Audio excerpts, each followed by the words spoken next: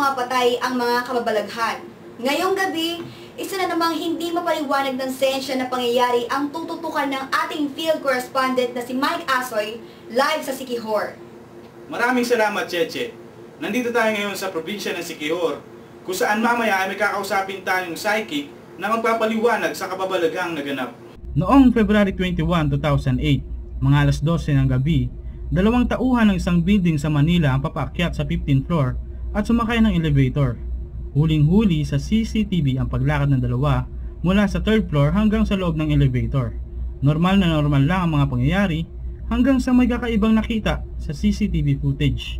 Paglabas ng mga lalaki, isang puting nilalang ang dahan-dahang naglalakad sa likod nila palabas ng elevator. Malinaw sa CCTV camera, ito ay kaluluwa ng isang matandang babae na marahil ay gumagala-gala kasi hindi pa niya nakikita yung liwanag o kaya ay wala pang sumusundo sa Obserbasyon ng ating psychic dito sa Siquijor.